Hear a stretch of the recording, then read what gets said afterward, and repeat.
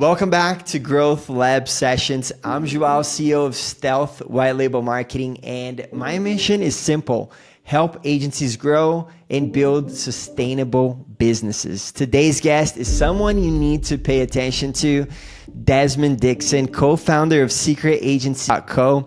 Desmond made a bold transition from running a traditional sales agency to building, scaling AI-driven powerhouse. He's absolutely crushing it right now, helping agencies ramp up using AI. And he's here to drop some serious wisdom on how to make that leap successful. Desmond, welcome to Growth Lab Sessions. Are you ready to take it to the lab? Let's cook, man. Let's cook.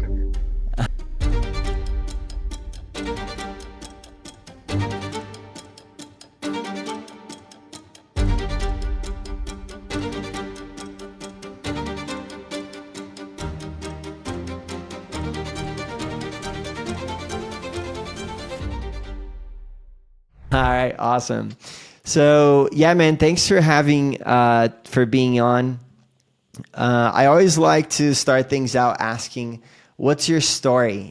So if you can give us a high level overview of what got you here today. Yeah, man. So originally was a chemical engineer, got into corporate sales, did millions there, was in the rat race of corporate America, dropped out, and moved to California, started a business in the holistic wellness space, going into corporate offices, and I was scaling in three different cities: San Diego, Denver, and San Francisco. Pandemic happened, business shut down overnight, got into the high ticket sales space through a friend who just like talked me into it because, these guys, would be, on their computer screaming about closing a deal. I was like, oh, that little $3,000 deals. Like, I didn't, I was like, I don't want to get into like, 3 or 5K, 10K deals, but I got talked into it, crushed it there, and like silently built a sales team for the offer that I was on. And then just naturally just got to ask some advice from people in my network about how I was doing what I was doing. And, after that, just naturally got into consulting. And next thing you know, building sales teams, because part of my consulting was about performance contracts. So I used to get milestone payments for hitting certain goals. And so I was recruiting for free and found out that there's this whole nother industry for recruiting sales teams. And I was like, what? I was like, a whole nother, revenue stream. So I got into recruiting sales teams and, zoom out 43, 44 sales teams later, thousands of people recruited, hundreds of guys managed, because I also did fractional management. I did that and got burnt out, man, because fulfillment for recruiting is very hard. Like, people don't realize, like, recruiting for your business is hard already, but imagine like recruiting for other people's businesses at scale, right? So it's just a whole nother animal. And just realized like recruiting wasn't the business that I was really passionate about in the beginning with, and didn't see myself doing it long term. So silently pivoted to AI because the fulfillment is essentially a totally different, but I'm solving the same problems that I was with the sales agency. So yeah, man. So now I'm, got a business partner with an AI marketing agency, and we're scaling, and that's pretty much it, man. Awesome. Yeah, recruiting, going back to your background, that's pretty traditional, right? I would say that you started working in corporate America, realized you could make more money online, went into the recruiting space for sales, right? And then made a transition to a business model that's more scalable, right? When you were building the recruiting agency, right, the sales fulfillment, what was your vision for it? I guess, like, what did you see it? What did you want to build it to? So originally, I wanted to build it to sell. I was like, oh, I really want to sell a company, and I was on track, man. I mean, like, at some point I was like, hiring 13 to 16 guys a month, and my goal was to get to 3 a day. And like, just to get to that, I mean, there's only a certain amount of talented salespeople available that you can hire, right? That's in the so-called recruitment box, like right in the box to be placed somewhere. And it was just really, really hard to scale. But my initial goal was to like build something to sell. And when I realized that it was going to be like I really had to double down on it if I really wanted to scale. Like I mean, I like really double down on it. I was like, this isn't something I want to double down on. I want to do something different, which is why I pivoted to the AI space. Yeah. Yeah, yeah, for sure.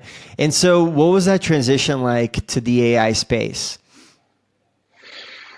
It was slow, I would say. Obviously, I took some time to enjoy myself a little bit. I was in Bali with some friends, and then been to Brazil and got stuck in Brazil. So I still had contracts with clients that I was fulfilling on, and I just kind of let it come to me, man. Like I got a business partner who tried to talk me back into the recruiting space.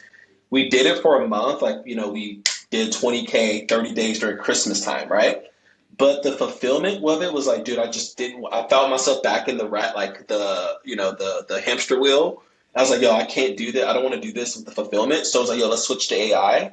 And we switched to AI, man. And the excitement and the buzz and the psychology of the consumers was like something I never felt before as a salesperson, right? Like, I mean, the amount of excitement from people that are just curious in AI, it's like the holy grail for a salesperson, right? To open up the door. So people are very receptive to it, and things are just so new that there isn't really a standard, so to speak, or that you're competing against. So it's almost like the freaking wild, wild west in AI. And so I kind of like that excitement of that a little bit.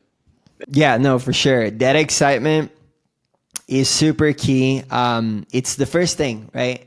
That you need people excited in order to get their attention and see what you have to offer, right? And so, speaking of just starting the AI model, agency model, how did you think about your target audience and the services that you'd be providing for them? Well, first we started with marketing. And so, like most people start with product, and as an entrepreneur, all that matters is marketing and sales. Like, what's the market want? And so, the first thing we did was just throw up ads. Like, we threw up some ads with some hooks based upon our experience just with selling this, placing salespeople. Like, hey, do you want an AI that's 24/7 that doesn't sleep, that follows up consistently and rigorously? And like, we just got people in the funnel, got them on the phone, and really just got dialed into the pattern, right? What are the buyers pattern, like the real, ideal customer pattern is, not the suckers or the people that like aren't your client, but like what are the legit business cases? And we discovered a gap where everyone's like distracted about this God level AI. Like I have a meeting next week with a potential partner, and they're like, we want this God level SDR. And I'm like, yo, that's not how you need to approach it. How you need to approach is like, Adam Smith's division of labor, where you have AIs that are very good at very specific tasks that are like rock stars at that. And you build this mini army of AI agents that do different things that are very specific to your business, that are configured to your business. And it was very receptive. And then the next thing was, okay, what is the actual business model for this? And what's the market doing? A lot of guys in the market right now are charging like, 2 to 5K a month retainers plus usage and things like that. And we just kind of found the best business model for us that gets people in the door. And then, people just upsell. Like, got an email today about, hey, we want an AI that could do this, this, and this, and this. So, we found like focusing on specific use cases and selling that use case first as a tripwire seems to land the best. And then you just expand in that offer. I can share a lot of learnings, man. I mean, we learned a lot about like the psychology, what's working, what's not working, things like that. So feel free to ask away. Yeah, for sure. But taking a step back, like who is your ideal customer profile? So based upon the buyers, lawyers for sure. We just ran an experiment yesterday. I don't want to divulge it yet, but maybe we'll save it for a part 2 episode after we exploit the hell out of it. Excuse my Ooh. language, we exploit it.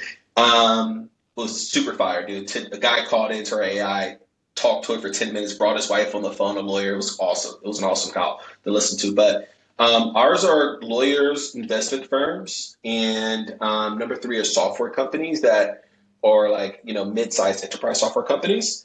And then we do have some coaches and speakers and things like that. But The target client for us has inbound leads because we also run a marketing agency, which we generate leads, right? So as a marketing agency, I bet all the agency guys listen to this knows that the thing that they hate the most is that their clients don't call the leads and then blame them that the leads are bad because they never call them or engage with them, right? And so anyone that's running inbound leads, the AI is just so productive from like it's just so productive on inbound leads because the leads have some intent. So they're cool with talking with an AI, right? Because they have intent. Now, cold calling with an AI, I think is complete trash. And whoever wants to sell those, go for it. Like take that whole market. But the intent leads that come in through advertisement seems to be like the best kind of customer. And then we found like $1,000 or more average customer value is a nice sweet spot for us as well. Okay, awesome. Dude, so that's pretty good. Your, ideal customer profile is lawyers, investment firms that all have inbound leads and that have an average deal size of 1,000 or more, right? Now, what is the offer that you packaged for them? So obviously the offer can change in 6 months or a year, but the offer that we have right now that seems to be pretty good is we charge a setup fee. Okay. After the setup fee, we then charge a monthly subscription. Now, the kink here is we don't charge a $2,000 to $5,000 a month retainer. We charge $100 a month subscription. Why, you ask? Because we want it to be sticky and literally you can't cancel it. And we just stack MRR. Now we are coming up with another subscription tier because once again, we have different agents. Right now we have 3 agents. One is Sarah the setter. So she just is an auto responder for inbound leads. We have our receptionist, Rebecca, who, she books 30% of the calls, which is crazy, bro. I think this is magic, man. I just can't believe it. And then we have Eva, the emailer. So she sends customized emails after talking to Rebecca and Sarah, right? So it creates that like magic effect. And we're creating a one right now that's a follow-up AI that does continuous follow-ups with like email, text, and call. And we're thinking we're going to add that on as another tier subscription. So besides like selling it with a setup fee, like Sarah, Rebecca, and Eva, we're going to have a different tier subscription and just like increase, go the MRR route, right? $300 here, $500 here, and just stack MRR. So that's what we're doing. We also do marketing too. So we also package our AI with the marketing too on some offers. Yo, let me, if I could take a step back again. And I think we're building up something really cool here, which is becoming sort of a masterclass of how to build a AI agency. And so we covered your ideal customer profile, right? The offer, and then the way that I see it, the third step is the copy, right? So how do you package that offer in copy that gives a promise or a result to get the attention, via an ad, for example? Okay, you're going to love this, but we sell this offer so well because we make the customer talk with the AI and have an experience with our AI.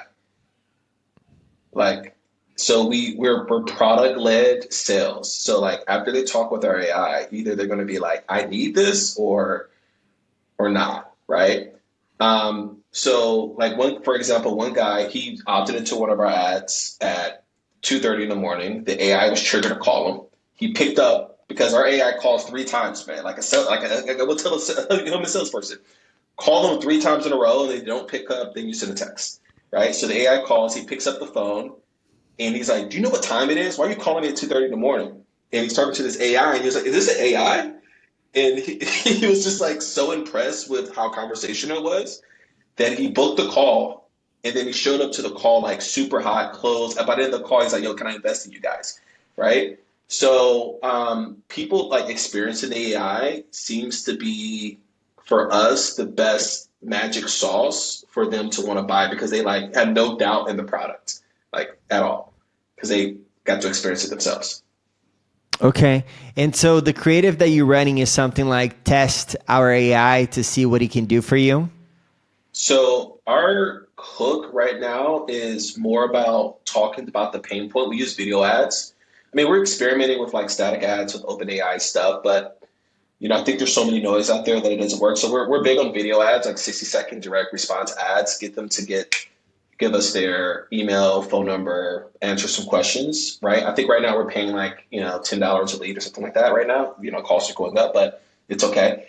And yeah, so the hook is like talking about 24/7 AI. Like, I mean, at the end of the day, that's what we're doing.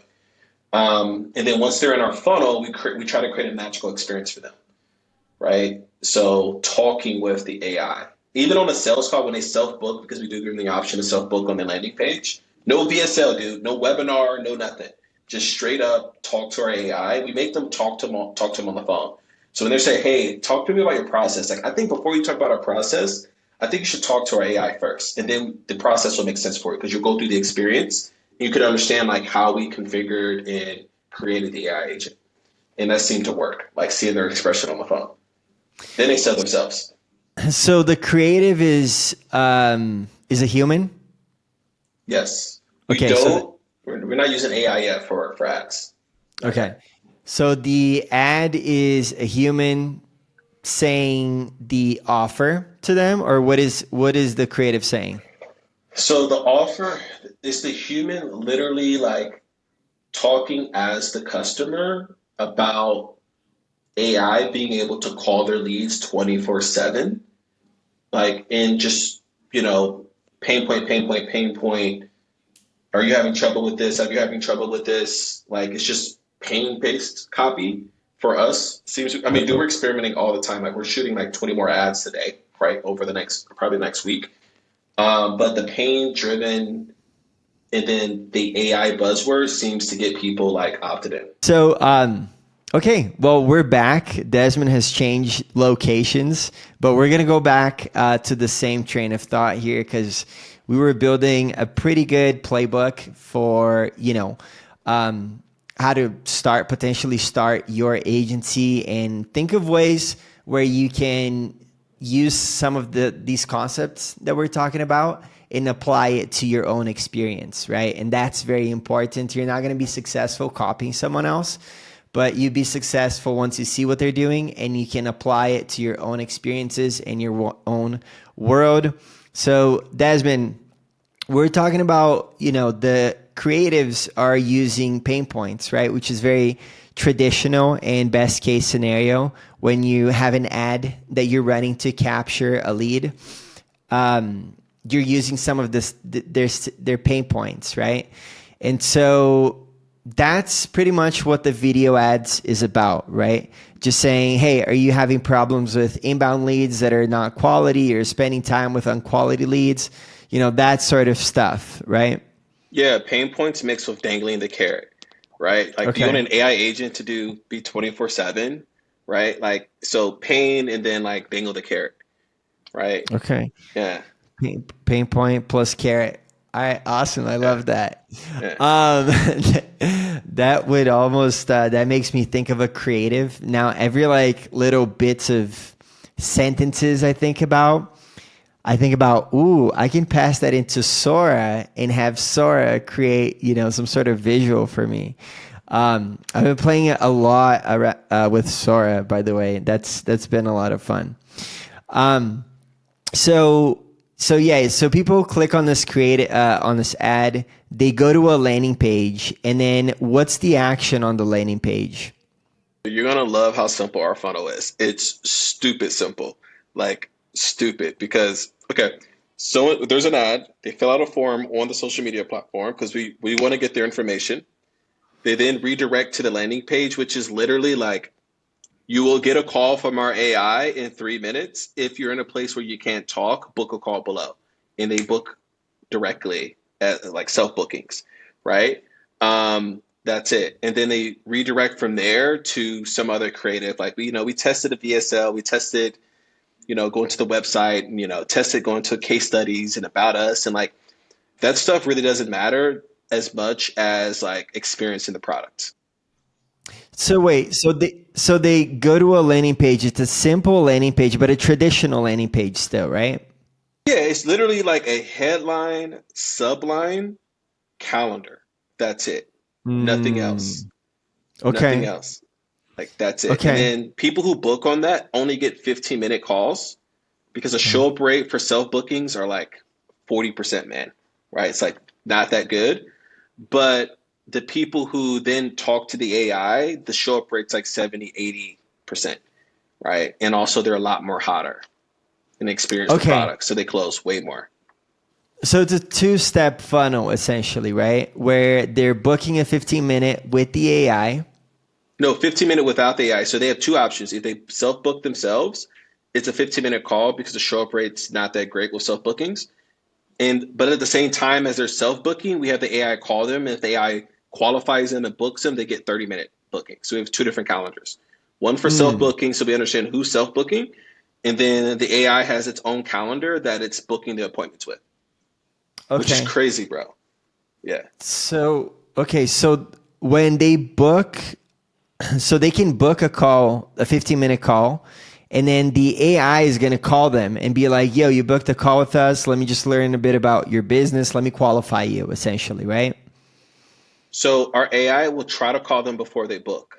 So like literally as soon as they What? opt in, the AI is calling them like within like 2 minutes, like right Oh, so away. it's form and then calendar. Yep. So once they But fill out a form, it calls them. yep. Okay. And if they don't answer, they can just book on the page. So we want to catch them before they Hmm. book. Okay. It's like a business owner's dream. Call the lead as soon as it opts in. Like Dude, it's that magic. is like, if if there's a perfect scenario for a sales team, it's like calling leads within 1 minute. You're actually calling a lead within like 5 seconds.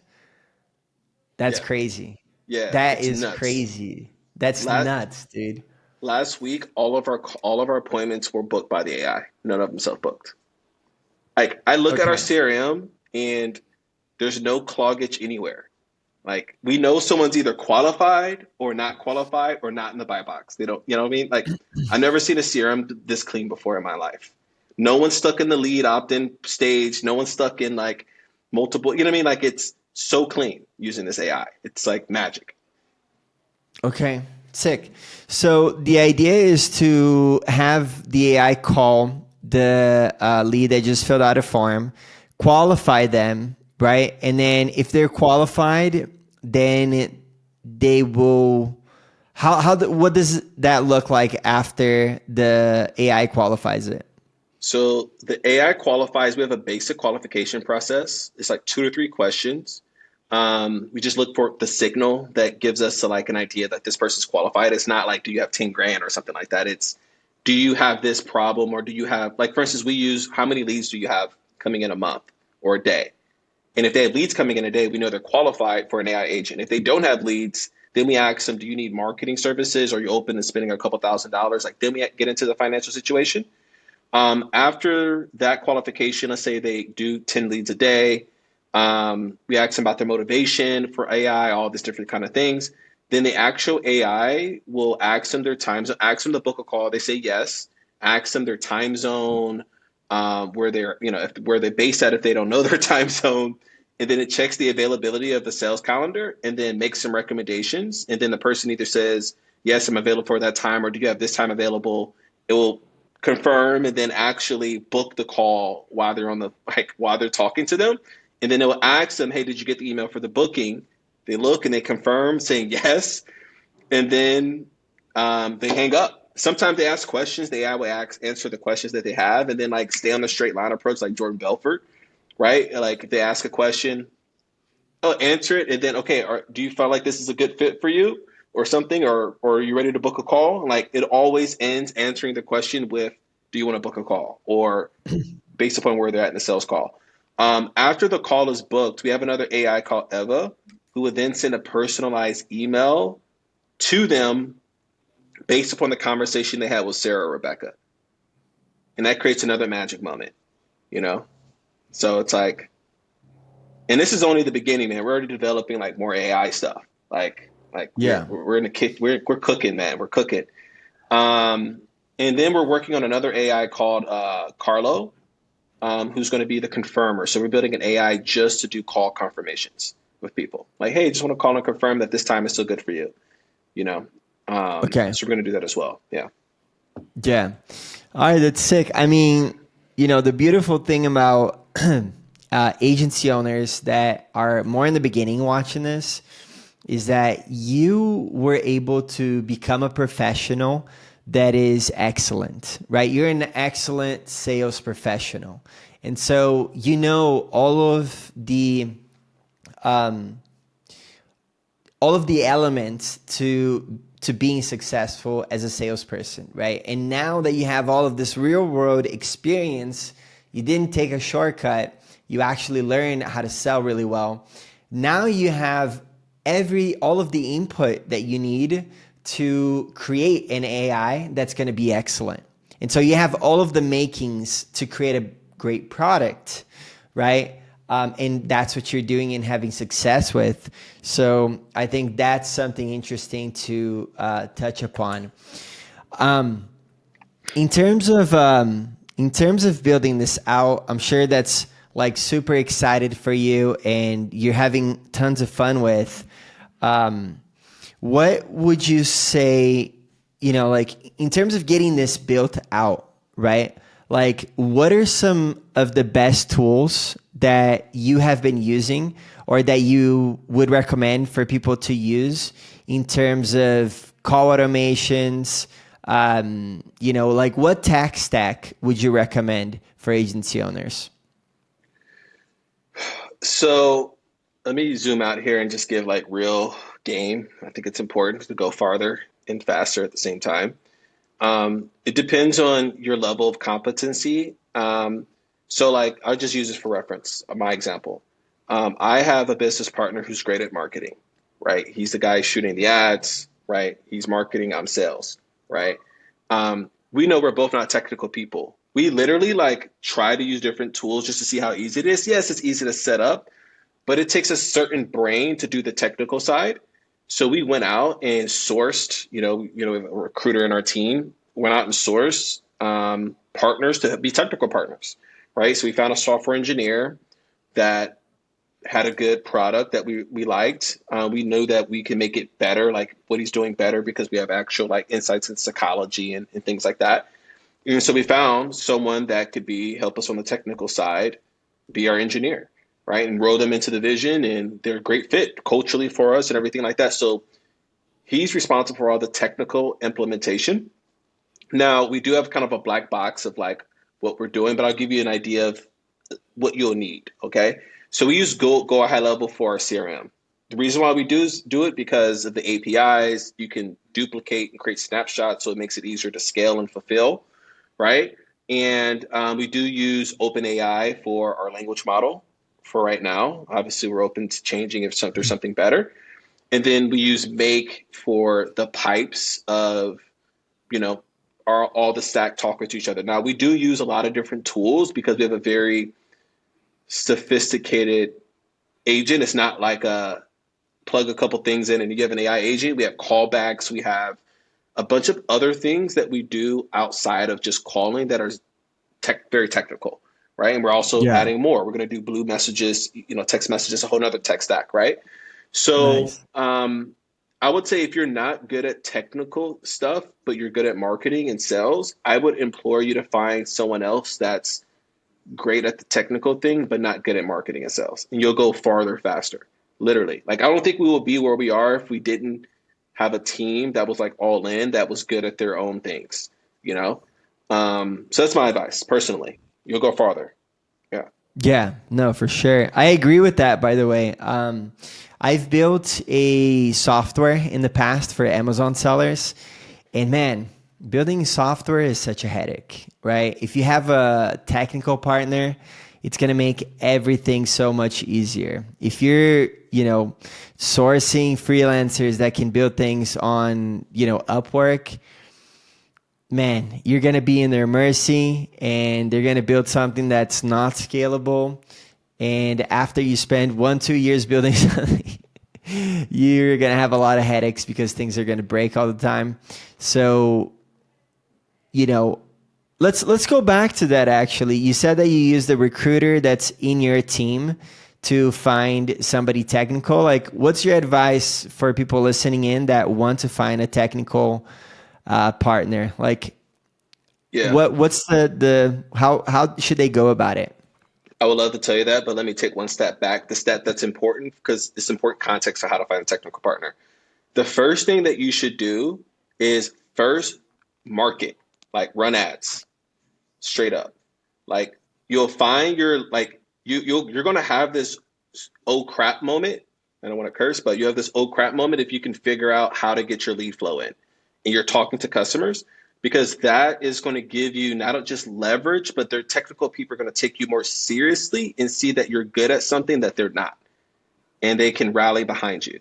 Like literally, our technical partners, like yo, I get people reaching out to me all the time, and like I go on there, they don't have a website, they don't have anything, and they're going to tell me they're going to, he's bought in on us because he sees literally leads coming in every day, all day, and he sees Stripe accounts, Stripe alerts, right?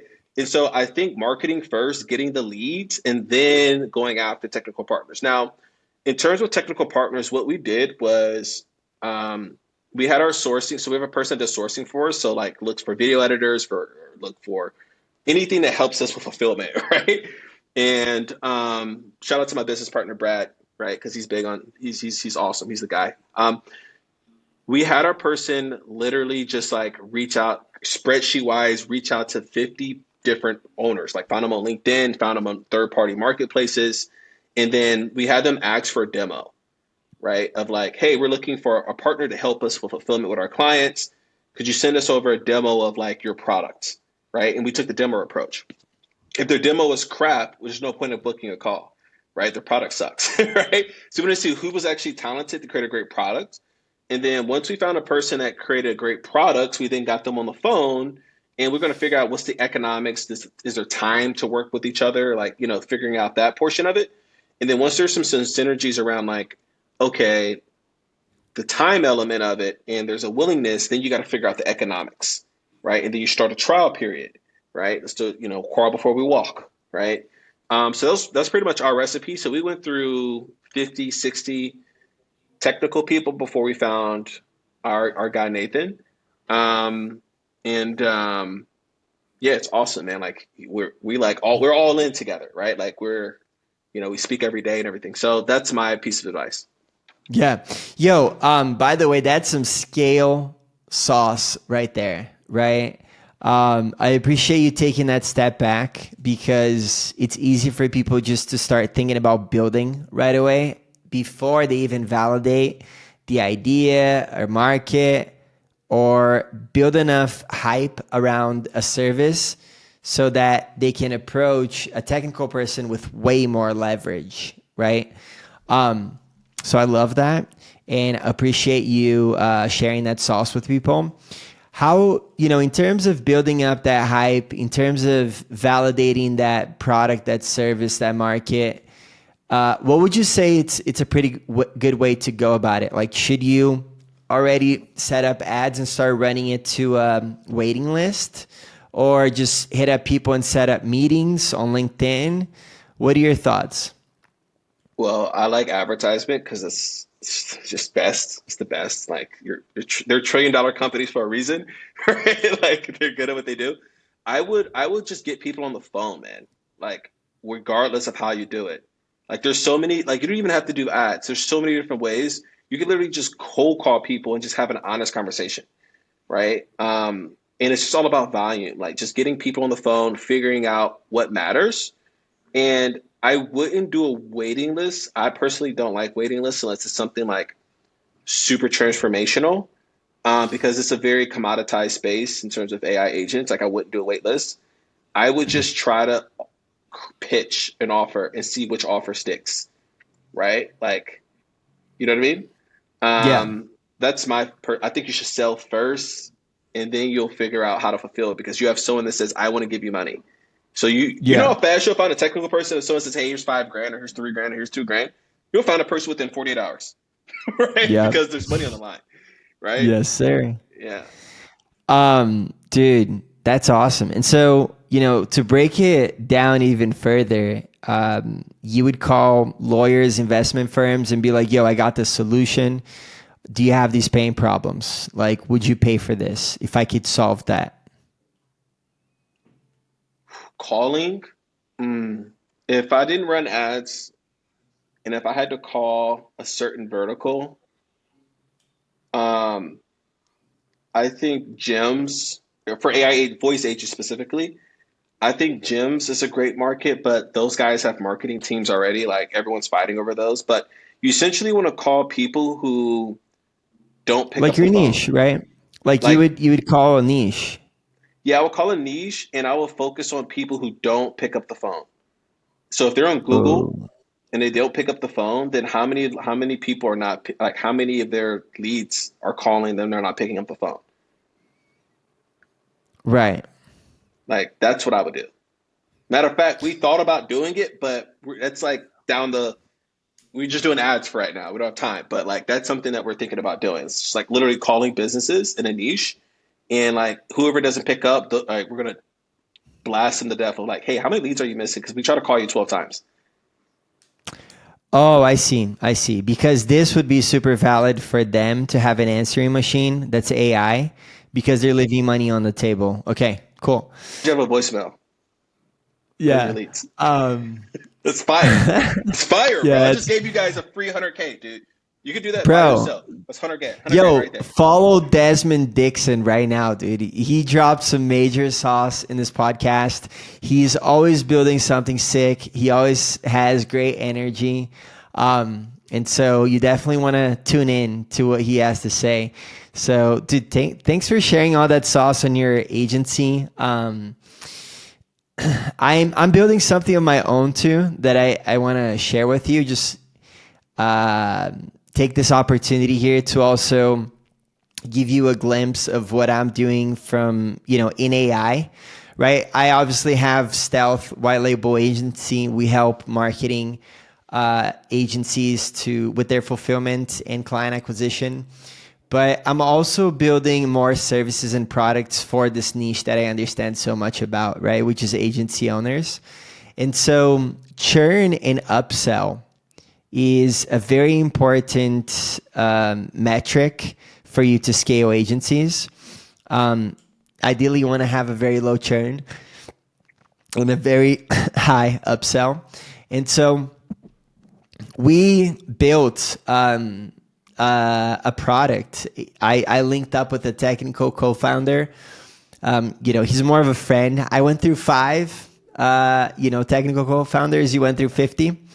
But I went through five because it's people I already knew that could build this product that I had in mind. So it's essentially a platform where you can connect your Slack channels to it.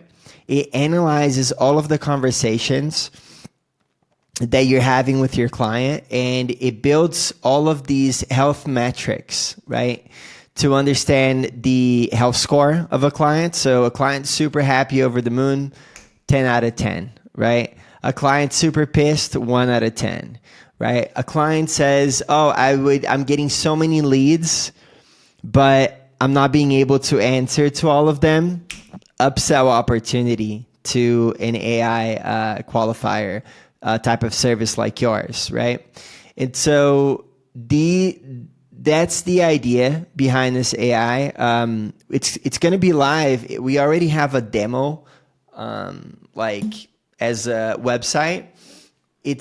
You're going to be able to, you can already log in with Slack and pull in all of your accounts to it. Now we're just hooking up the metrics and being able to break down all of the metrics per account. We have 150 plus Slack channels, right? So it's hard to manage all of your clients and know what's going on with a team of 80 people. And so this product is really to improve the agency support, decreasing your churn, and improving your upsells. So, that's just practicing my pitch a little bit here with you, and also sharing like what I'm doing in this space.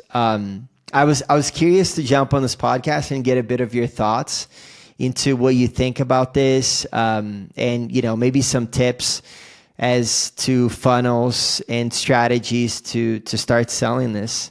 How would you go about how would you go about it if you were me? I guess is the question I'm trying to ask. If I were you, well, it's definitely a product that's operational driven. So I think the two things is I think a great product will sell itself. That's what one thing I'm learning with our own AI product, right? It's like a great product will sell itself.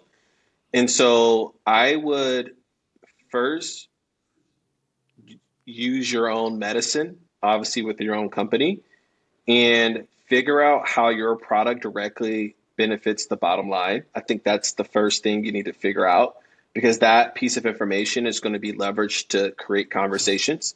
And once you create conversations, you can then discover if they're going through similar things. And if they are going through similar things, then you can obviously, you got to figure out like what's your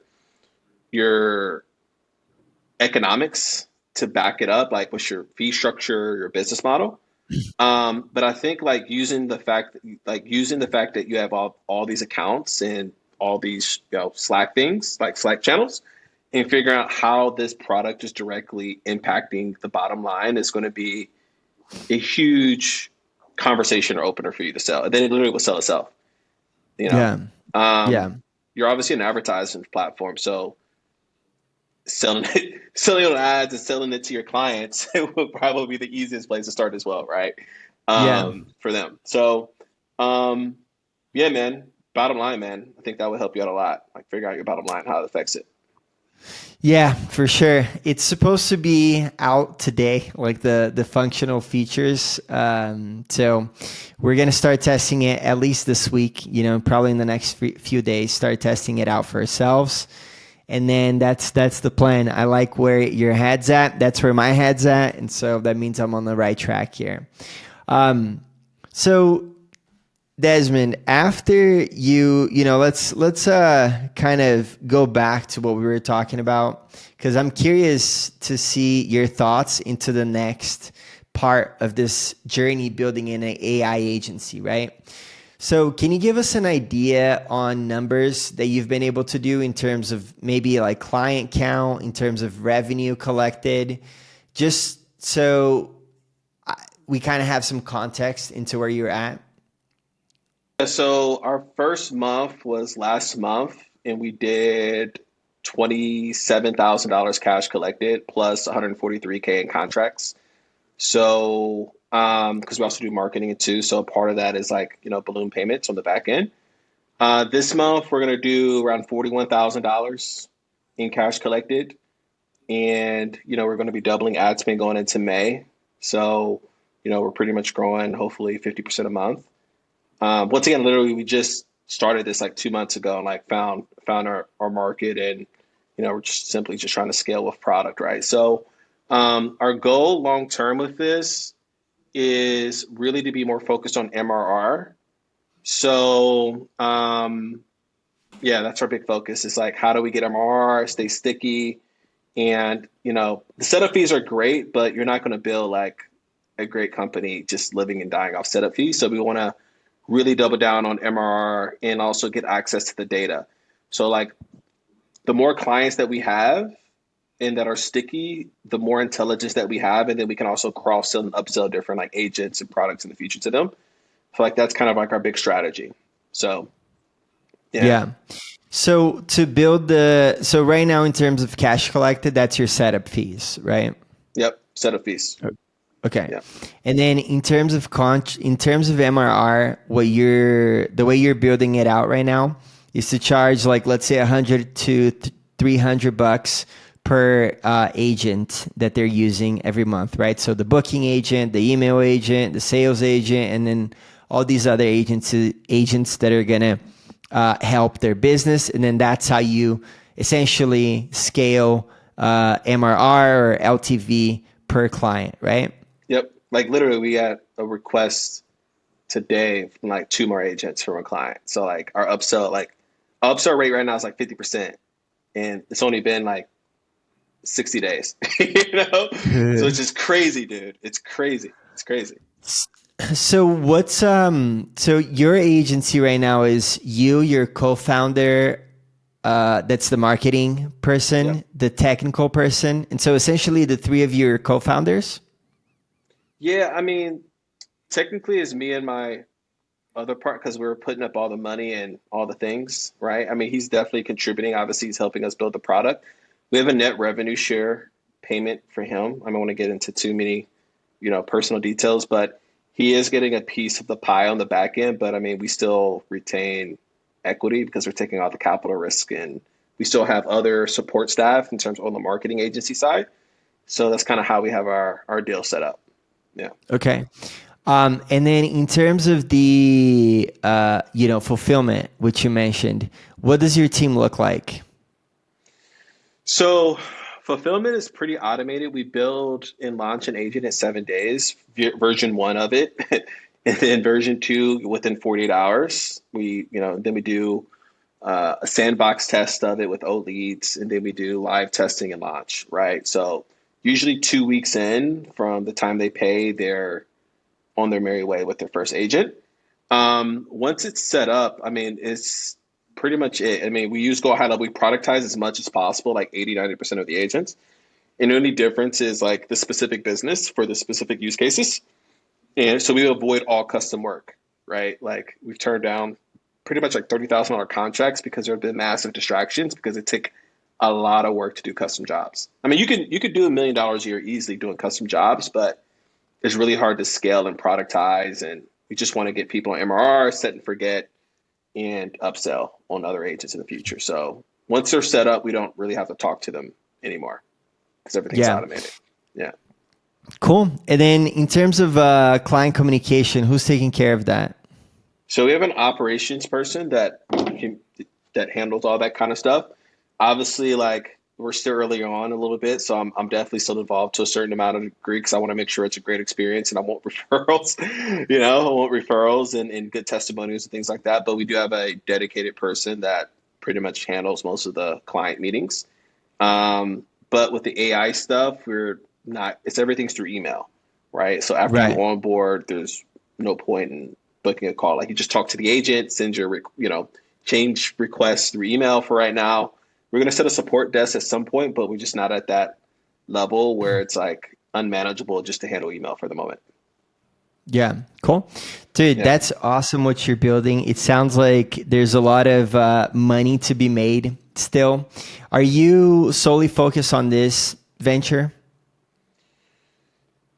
For the last 90 days, 60, 90 days, I've been all in on this particular thing. I still do like deal making on the side, but it's definitely not my priority. Like this is my biggest priority because it's the like we have a 20x on our return on ad spend. So it's like you gotta double down on what's working really well, at least in the short term. But I am planning on doing like a laundry mats in Brazil when I get back to Brazil in the fall. Like I already kind of have all suppliers lined up. I'm like all in on like lavanderias, lavanderias, self-service, laundry mat. Lavanderias, yeah. Yeah, lavanderias. Yeah, yeah, yeah. So I'm like all in on that. When I get back, I already have cash sets aside to set that stuff up. But yeah, man, I'm pretty much like all in on AI, like right now, like all in on it, all in on it. Awesome. Bro, so yeah, thank you for sharing all of these insights into scaling an AI agency. I mean, it's been 2 months. You've been super successful at it. Collected over, I don't know how much dollars, but you have, a lot, over 6 figures in contract size already. And it's only been 2 months. You're going into your third month now. So that's amazing success. Congratulations. I tip my hat for you and appreciate you sharing all of these insights as well. I'm going to be asking some rapid fire questions now, if you don't mind. And, just take 0 to or 1 to 10 seconds to answer each one of these because this can be useful for agency owners listening out there. So, what's the most impactful software or tool that you use to run your agency? Go high level. How many niches is your AI agency involved in right now? 3, 4, actually 4. What's your average monthly ad spend? $2,000. Can you share one unique tactic that you've used to acquire new clients? Forcing them to talk to our AI. That's a nice one. If you could automate any part of your business, which one would it be? Developing ads faster. Ooh, nice. Which marketing trend do you think is overrated?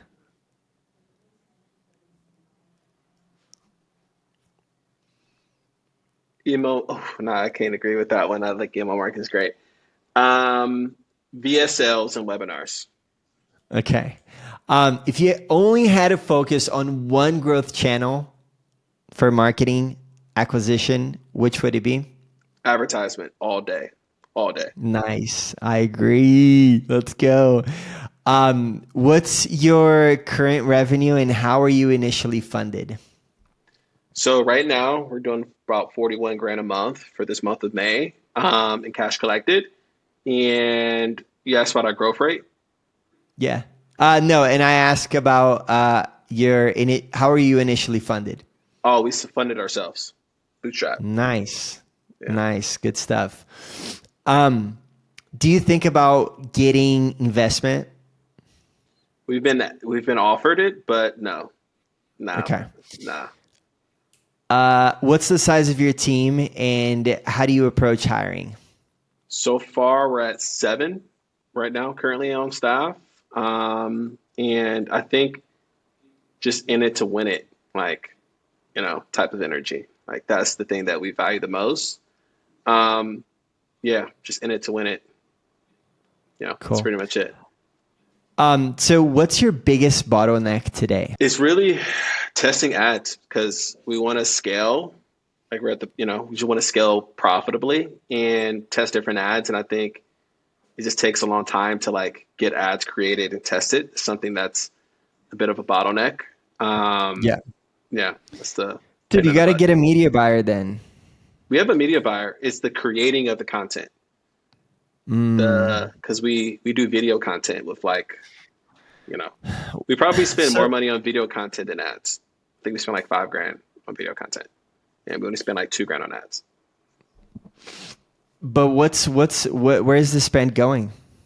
Video editing, like we got to hire someone to go through all the cuts. Like we shoot a ton of ads, like to get one great ad. Like to get the ad that we have running now really great, it took like 30 videos to find one really great one.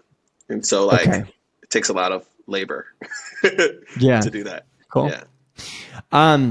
Well, thank you for the rapid fire questions. And man, it's been a masterclass, really. It truly has. I think we covered all of the key points to launching an AI agency.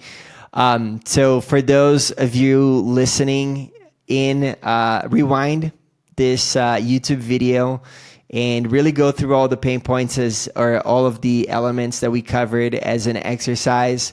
Ask yourself these questions about your audience, your niche, your offer. And if you do that, you will be able to scale your agency as well. Listen to Desmond's advice because he shared, advice that has allowed him to scale to 40 grand in his second month already. And Desmond, is there any key insights that you want to leave the audience with? Sell first. There you go. Sell first with Desmond. And where can people connect with you? LinkedIn's always the best. So Desmond Dixon on LinkedIn, Instagram, I am Desmond Dixon. You can always find me there, but LinkedIn probably is the best for professional stuff. Awesome. So Desmond, thanks for joining us. And for everyone tuning in, make sure to subscribe to Growth Lab Sessions so you never miss one of our episodes. If you found this conversation valuable, leave us a review, a comment, and follow me on LinkedIn, Instagram at Jowau.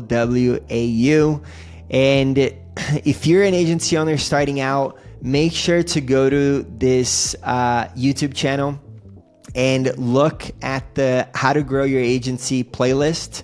I have a lot of free classes that you can watch and learn how to create your offer, how to start hiring, how to create your team, your fulfillment, and everything like that. And thank you so much for watching. I'll see you on the next one.